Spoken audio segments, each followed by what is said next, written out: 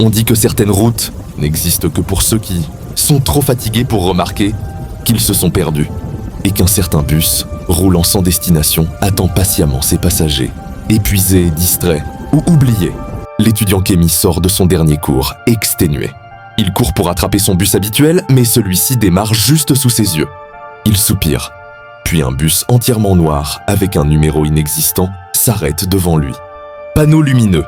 Les lettres clignotent comme si elles avaient oublié quoi afficher. Une porte s'ouvre trop lentement. Kémy monte. Tout le bus est silencieux. Les sièges sont occupés par des silhouettes cartoon, avec des visages vides. Pas d'yeux, juste un ovale lisse. Kémy frissonne mais avance. La porte se referme d'elle-même.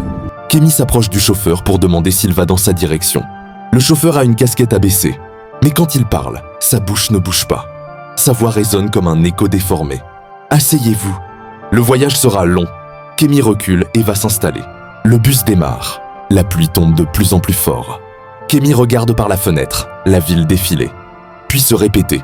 Les mêmes rues, les mêmes bâtiments, encore et encore. Il comprend. Le bus tourne en boucle.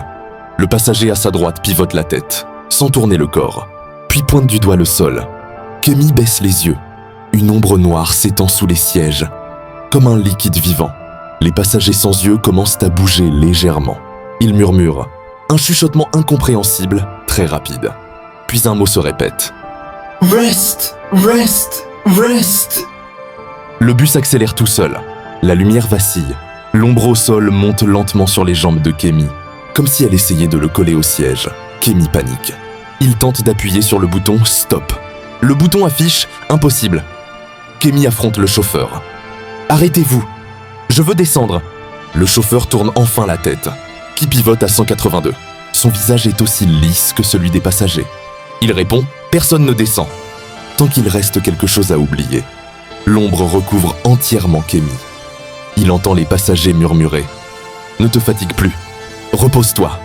Tu as trop porté seul. » C'est une entité qui aspire l'épuisement des gens et les garde prisonniers pour qu'ils se reposent éternellement. Kémy respire profondément.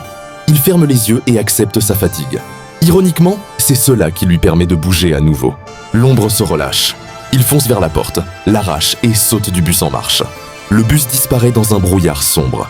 Kémy, trempé, marche seul sous la pluie. Il croit que tout est fini, jusqu'à ce qu'il voit un arrêt de bus. Un bus noir approche lentement.